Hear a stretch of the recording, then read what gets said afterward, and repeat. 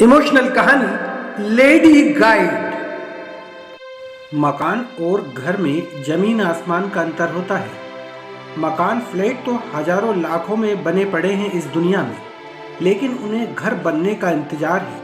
और वो तभी बनता है जब उसमें एक सुंदर सा परिवार हो, जिसमें फिक्र करने वाली माँ, सही रास्ता दिखाने वाले पिता, बहनें, भाई। लेकिन माँ तो हर समय यही सोचती है कि उसके बच्चे उसके साथ रहें। आप कहीं भी हो, माँ कहती है, बेटा बहुत दिन हो गए, अब तो आ जा। माँ, अब मैं 20 साल का हूँ। आपने कहा कि 10 दिन की छुट्टी है तो दुनिया को समझो। अब वही तो कर रहा हूँ। कोई भी जीवन हो या ही तो खास नहीं होता, उसको संवारना पड़ता है। ठीक है बेबी, तुम अपने दिल की करो, मगर माँ को मत भूल जाना। माँ, मैं पिछले 20 साल से सिर्फ आपकी ही बात मानता आया हूँ। आप जो कहती हो वही करता आया हूँ, है ना माँ? मैंने कब कहा कि हमेशा अच्छी बातें करो? पर हाँ, मन ही मन यह मनोकामना जरूर की। माँ ने ढेर सारा प्यार उड़ेलते हुए कहा। वह अब माँ को खूब भावुक करता रहा है, और अब तक, जब तक कि माँ की किटी पार्टी का समय नहीं हो गया। जब माँ ने खुद ही गुड बाय कहा, तब जाकर उसने चैन पाया। बस कुछ घंटों में ही भावली पहुंचने वाला था। अभी बस रामपुर पहुंची थी। किला दूर से दिखाई दे रहा था। कितनी चहल पहल और रौनक थी रामपुर में। उसने बाहर झांक कर देखा, बहुत ही मजेदार नज़ारे थे। एक किशोरी नींबू पानी बेच रही थी। उसने भी खरीदा और गटागट पी गया। बस फिर चल पड़ी थी। इस बार वह अपनी मर्जी से बस नहीं आया था। माँ ने 50,000 रुपये उसके खाते में डाले थे कि टैक्सी कर लेना, पर वह टैक्सी से नहीं गया।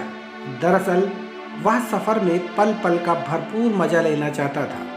नींबू पानी पीकर उसको मीठी सी झपकी आ गई और कहा कि रामपुर के बाद पंतनगर, टांडा का घनघोर जंगल, रुद्रपुर, बिलासपुर, काठ गोदाम कब पार किया, उसको खबर ही नहीं लगी। भवाली भवाली का शोर सुनकर उसकी आंख खुली। वह पहली बार किसी पहाड़ी सफ़र पर गया था। जब उसने सफ़ेद बर्फ से संवरे ऊंचे ऊंचे पहाड़ देखे तो अपलक निहारता ही रह गया। वह मन भर कर इस खूबसूरती को भी पी लेना चाहता था। उधर एक लड़की रेडीमेड नाश्ता बेच रही थी। उस पहाड़ी नज़र ने उसके इश्की अंदाज को भी भांप लिया और उस चाय बेचने वाले नौजवान से उसको संदेश भिजवाया। और वह नौजवान मस्ती में जाकर फुसफुसाया, उसके कानों में पलके भी नहीं झपका रहे हो। ये कैसे देख रहे हो मुझे? हाँ क्या? वह चौंक ही पड़ा, पर उससे पहले नौजवान ने उसके ठंड से कपकपाते हुए हाथों में गर्मा गर्म चाय थमा दी। उसने चाय सुड़कते हुए उस नौजवान की आवाज़ को फिर याद किया और अभी अभी कहे गए शब्द दोहराए तो पहाड़ी लड़की के सुर को उसके दिल ने भी सुना और समझ लिया।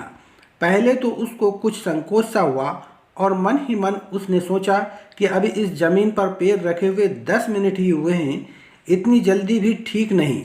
मगर अगले ही सेकंड उसको याद आया कि बस 10 दिन हैं उसके पास। अब अगर वह हर बात और हर मौका टालता ही जाएगा तो कुछ तजुर्बा होगा कैसे? इसीलिए वह एक संतुलन बनाता हुआ नजरें हटाए बगैर ही बुदबुदाया।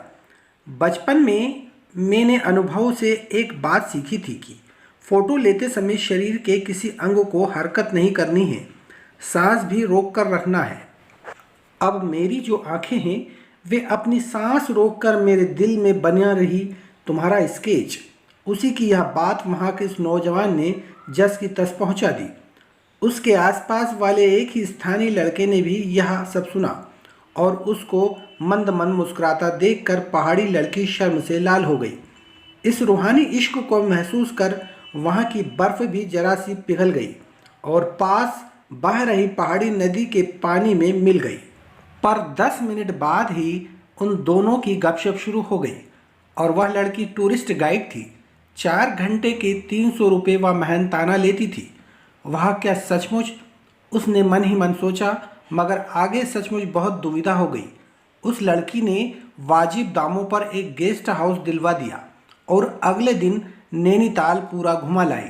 नैनीताल के एक साधारण भोजनालय में खाना और चाय नाश्ता दोनों ने साथ साथ ही किया। 30 रुपये बस का किराया और दिन भर खाना चाय चना और गरम सब मिलाकर 500 रुपये भी पूरे खर्च नहीं हुए थे। कमाल हो गया। यह लड़की तो उसके लिए चमत्कार थी।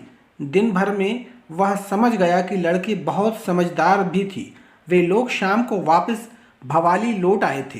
कितनी ऊर्जा थी उसमें, कमाल। वह मन ही मन उसके लिए कहता रहा। एक आध बार उसके चेहरे पर कुछ अजीब सी उदासी देखकर वह बोली थी, यह लो अनारदाना, मुंह में रखो और शहद बनाओ। उसने अनारदाना चखा, सचमुच बहुत ही जायकेदार था। वह कहने लगी, सुनो, जो निराशा हो गई है वह अगर तुम्हारा मन है तो किसी भी उपाय से कोई फर्क नहीं पड़ेगा। पहाड़ समंदर घूमने से, संगीत कला साहित्य से भी बस थोड़ा फर्क पड़ेगा, और वह भी कुछ देर के लिए। निराशा की बेचैनी तो बस उदासी तोड़कर जीने से दूर होती है, अपने मूड के खिलाफ बगावत करने से दूर होती है, हर माहौल आंखों से आंखें मिलाकर खड़े होने से दूर होती है। शान से असली इंसान की तरह जीने के लिए मज़े लूटने हैं तो जागरूक हो जाओ। अपने भीतर जितना भी जीवन है औरों को बांटते चलो, फिर देखो कितना अनदेखा असर होता है। और अपनी बात पूरी करके उसने 6 घंटे के पूरे पैसे उसको थमा दिए। वह लड़की उससे उम्र में कुछ बड़ी थी।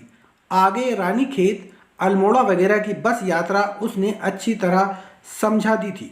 उसने कुछ भी ठीक से नहीं सुना। यही सोचकर कि वह लड़की भी साथ तो चलेगी ही, मगर वह हर जगह अकेला ही गया। उसके बाद वह 4 दिन उसको बिल्कुल नजर नहीं आई। अब कुल 4 दिन और बचे थे।